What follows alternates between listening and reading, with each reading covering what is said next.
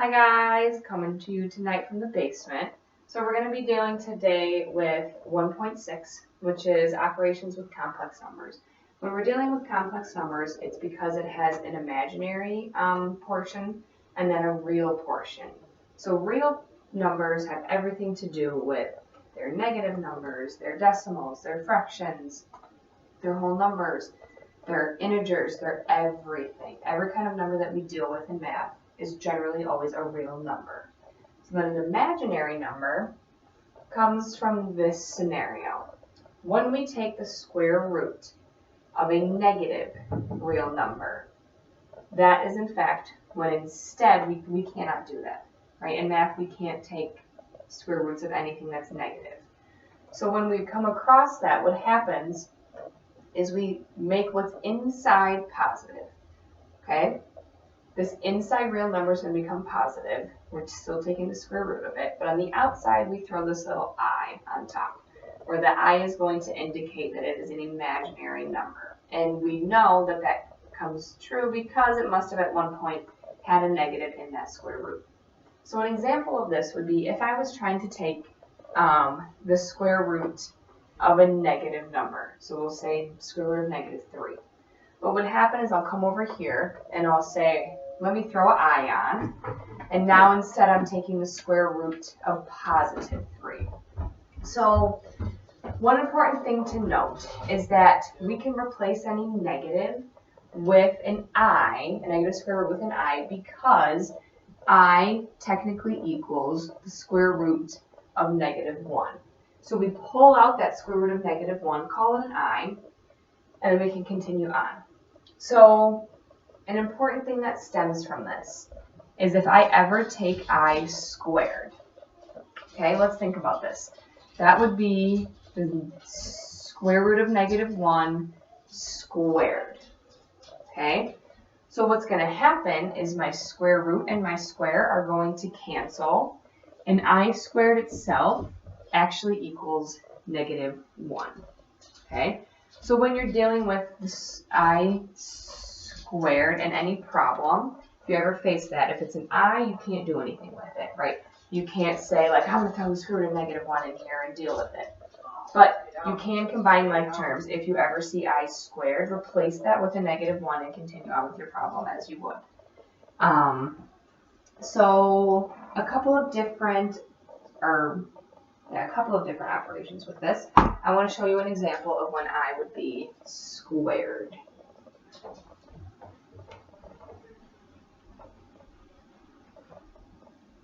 So this would be like if I took I times √3 all quantity squared. What happens is this square both applies to the I and to the √3. So now I have I squared times square root of 3 squared. Square root and square cancel. Now I have I squared times 3. But I know I can keep going because I squared equals -1. -1 times 3 equals -3. Okay, so anytime we're dealing with an operation like that, that would be the case. So generally one of the biggest times that we're going to see ourselves running into this imaginary number is when we're solving a square or a quadratic function, like the following. So 2x squared plus 11 equals -37. So in this case of solving this quadratic, we want to actually find the solutions of this. My first thing is I can't factor this. It's not going to happen. I don't know how to factor something in this form. So instead what I'm going to try to do is isolate my x. The first way I'm going to do that is by subtracting 11 to both sides. Subtracting 11 here cancels out. I'm left with 2x squared equals -48. Okay, my second step would be dividing by 2. 2 and 2 cancel out. And on this side, let's see, I'm going to get x squared equals negative 24, right?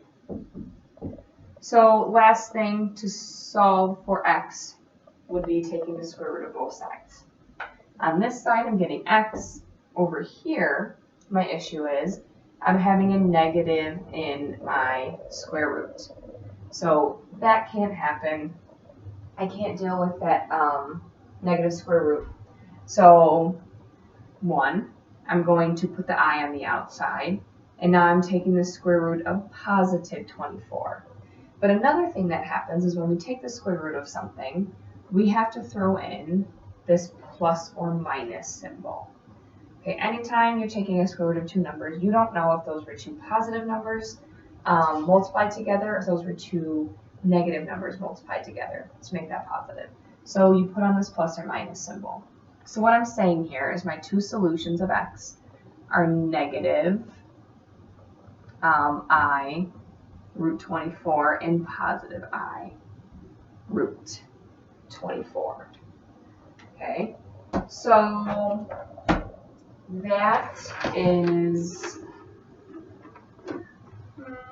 yeah, that's how much we're going to do for this section. Okay, so just a really quick little kind of review or teaching you guys what imaginary numbers are, how we can use them to our benefit when we're trying to solve quadratics. And yeah, thank you.